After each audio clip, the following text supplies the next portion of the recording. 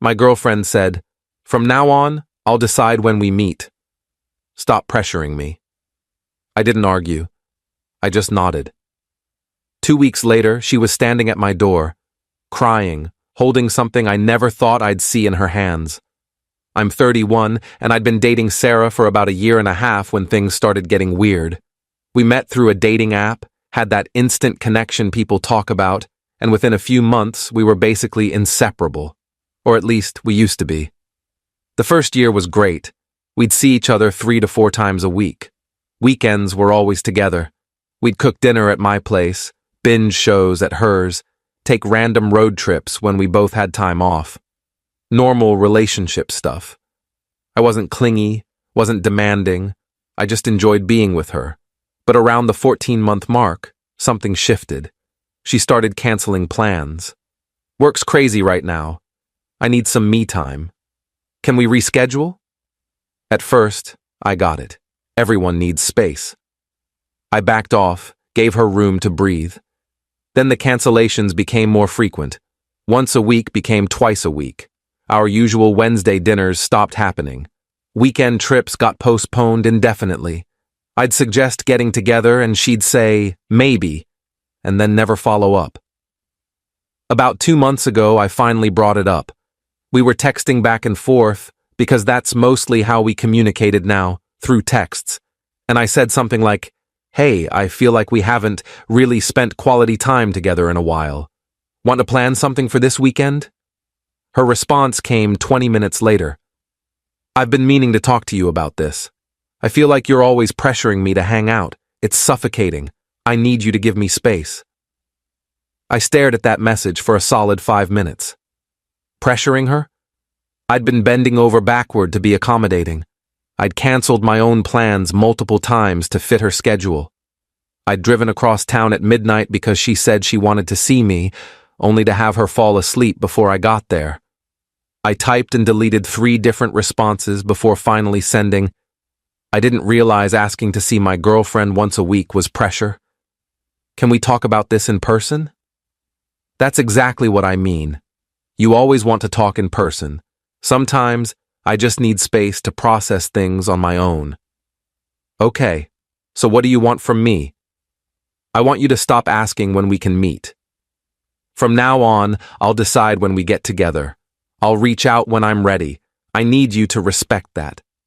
I sat there in my apartment, phone in hand, feeling like I'd been punched in the stomach.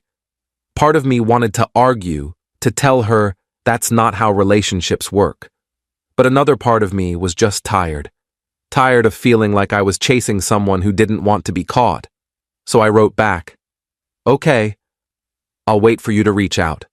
Thank you. I really appreciate you understanding," and that was it. I put my phone down and went to bed. Update 1. The first few days were the hardest. I kept wanting to text her, to check in, see how her day was going, share some stupid meme I saw, but I didn't. She'd set a boundary and I was going to respect it. Day 3, I got a text from her. "Hope you're having a good week," I replied. "You too." That was the extent of our communication. No follow-up, no plans, just a courtesy check-in that felt hollow. By day 7, I realized something. I felt lighter, less anxious. I wasn't constantly checking my phone, waiting for her to respond or confirm plans. I wasn't rearranging my schedule around her availability. I was just existing. Going to the gym, meeting up with friends I'd been neglecting, picking up hobbies I'd put on hold. Day 10, she texted, "Miss you." I didn't respond right away. I waited about an hour, then wrote, "Miss you too. Want to do something this weekend?" And there it was, the test. She was reaching out, which is what she said she wanted. But something felt off, like this was a trial balloon, seeing if I'd come running back. I actually have plans this weekend. Maybe next week? 3 dots appeared, disappeared, appeared again. Finally. Oh, okay. I didn't elaborate. Didn't explain what my plans were, which was just hanging out with my buddy Mike, nothing special. I just left it at that. Day 14, 2 full weeks since our last conversation about her needing space. My phone rang at 10:47 p.m. on a Thursday night. Sarah's name flashed across the screen. I almost didn't answer, but curiosity got the better of me. Hello? Hey. Her voice was shaky. Are you home? Yeah. Why? Can I come over? I need to talk to you. Now? Please. It's important. I hesitated. Every instinct told me to say no, to hold my ground, to make her wait like she'd made me wait. But there was something in her voice, something desperate. Okay, come over. She showed up 23 minutes later. I know because I counted.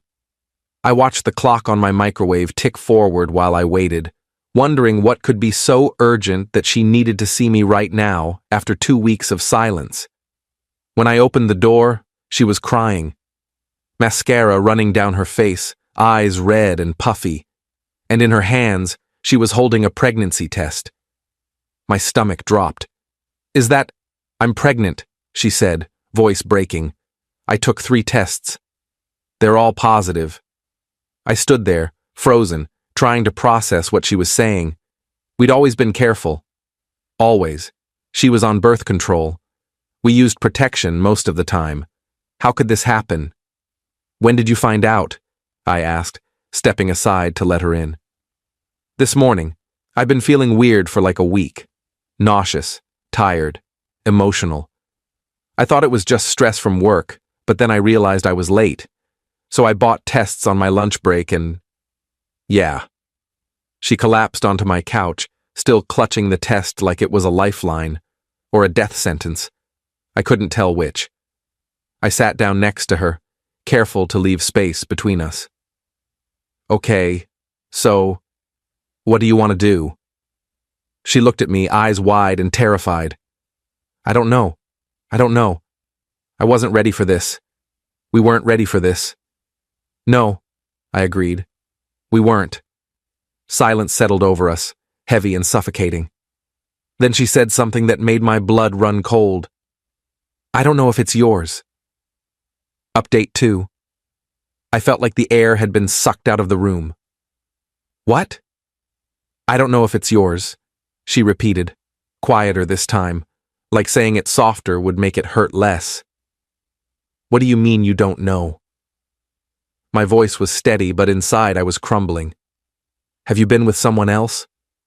She wouldn't look at me, just stared at the pregnancy test in her hands, tears dripping onto the plastic. Sarah, answer me. Yes, she whispered. I've been seeing someone else. There it was. The truth I think I'd known, somewhere deep down, for the last 2 months. All those canceled plans, all that space she needed, all those times she was too busy or too tired or too stressed. How long? About 6 weeks. 6 weeks. A month and a half.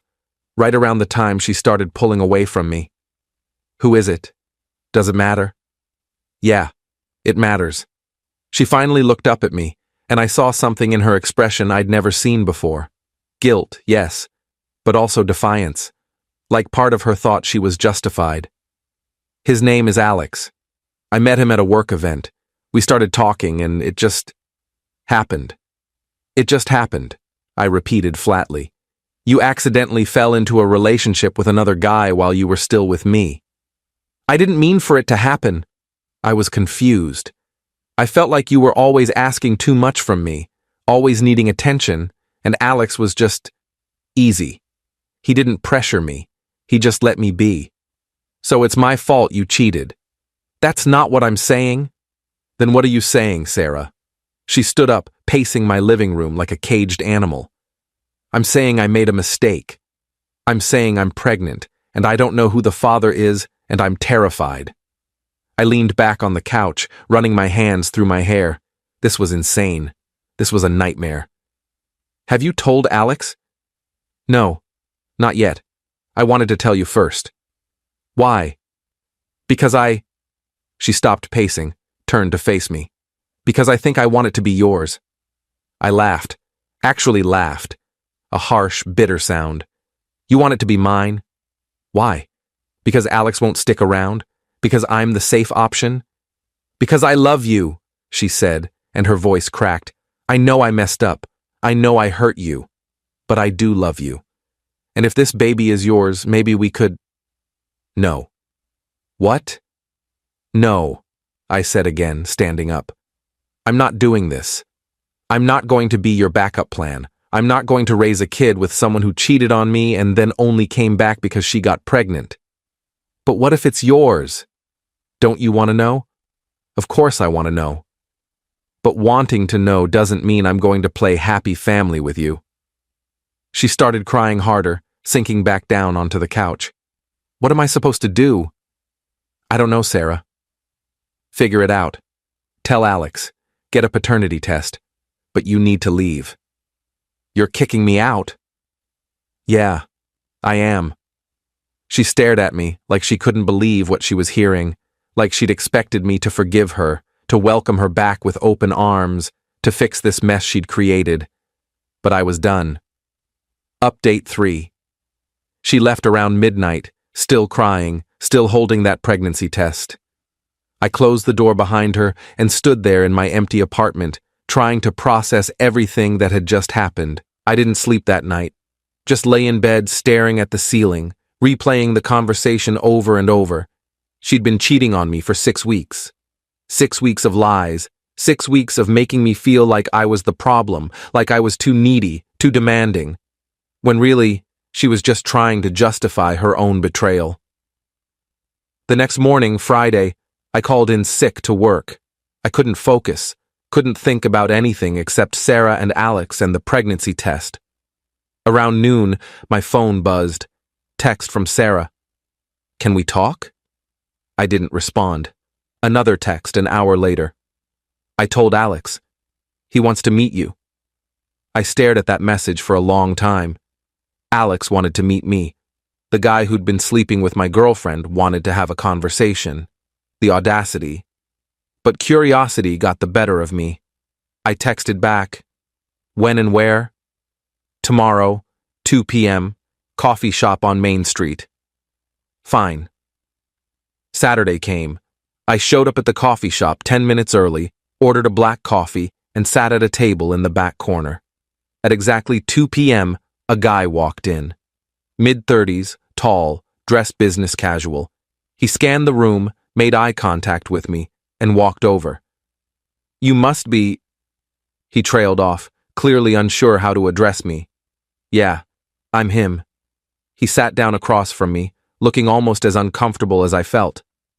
I'm Alex. I know. Awkward silence. He fidgeted with his coffee cup. I just waited. Look, he finally said, I didn't know about you when Sarah and I started, whatever this is. She told me she was single. She lied. Yeah, I figured that out yesterday when she showed up at my place crying about being pregnant. Did she tell you it might not be yours? He nodded. She did. And I told her, I'm not ready to be a father. I'm not ready for any of this. We've been seeing each other for less than 2 months. This wasn't supposed to get serious. I almost felt bad for him. Almost. So what do you want from me? I want to know what you're going to do, if the baby's yours. I don't know yet. I'm waiting for her to get a paternity test. And if it's yours, then I'll deal with it. But I'm not getting back together with her, if that's what you're asking. He looked relieved. Good. Because I'm not either. We sat there for another few minutes, 2 guys who'd been played by the same woman, trying to figure out how to navigate the mess she'd left behind. She really did a number on both of us, Alex said finally. Yeah, I agreed. She did. Final update. It's been 6 weeks since that night Sarah showed up at my door. 6 weeks of waiting, wondering, and trying to move on with my life. She got the paternity test done 3 weeks ago, one of those early prenatal DNA tests that can determine paternity before the baby's born. She texted me the results last Monday. The baby isn't mine.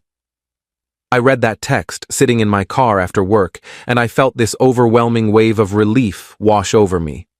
Relief mixed with sadness, because part of me had wondered what it would have been like, but mostly relief. I texted back, "Okay. Thanks for letting me know." She replied, "Can we talk?" "No. There's nothing left to say. I hope everything works out for you." I blocked her number after that. Blocked her on social media too. Complete clean break. Through a mutual friend, someone who's stayed neutral through all this, I heard that Sarah and Alex tried to make it work for about 2 weeks after she got the results. But it fell apart fast. He wasn't ready to be a father, wasn't ready for the commitment, and apparently resented her for lying about being single in the first place. Last I heard, she moved back in with her parents. She's planning to keep the baby and raise it on her own. I feel bad for the kid, honestly, but it's not my problem anymore. As for me, I'm doing okay. Better than okay, actually. I've been focusing on myself. Going to the gym regularly, reconnecting with old friends, even started seeing a therapist to process everything that happened. She helped me realize that Sarah's behavior wasn't about me. It was never about me being too needy or too demanding. It was about her issues, her inability to be honest, her need for validation from multiple sources. I also realized that when someone asks for space in a relationship, sometimes what they're really asking for is freedom to explore other options while keeping you as a backup. And I'm never going to be someone's backup again. I haven't started dating yet. I'm not ready. But I'm getting there. Taking it slow. Learning to trust again. Learning to recognize red flags early. Someone asked me recently if I regret how I handled things, if I should have fought harder to keep Sarah or been more understanding about her needing space. My answer is no. I gave her exactly what she asked for, space and autonomy, and in return, she showed me exactly who she was. Sometimes the best thing you can do for yourself is believe people when they show you their true colors. Sarah taught me a lot. She taught me that love isn't enough if there's no honesty. She taught me that boundaries matter. She taught me that I deserve someone who actually wants to be with me, not someone who treats me like an obligation. And maybe most importantly, she taught me that sometimes the worst thing that can happen to you ends up being the best thing in disguise. Because if she hadn't asked for that space, if I hadn't backed off, I might have spent years with someone who was never really all in. Now I'm free, and that's worth everything. Edit. A lot of people are asking if I ever found out why Sarah chose to tell me first instead of Alex when she found out she was pregnant. Honestly, I think she knew Alex wouldn't step up. She'd been with him for 6 weeks. It was still new, still casual in his mind. But she and I had history. She probably thought I'd be more likely to commit, to help her, to be the responsible one. Basically, I was the safer bet. Glad I didn't take the bait. Edit 2. For those wondering if I feel guilty about not being there for her during the pregnancy, no, I don't. The baby isn't mine. She cheated on me. She lied to me for weeks. She made her choices and now she's dealing with the consequences. That's not cruelty. That's just reality.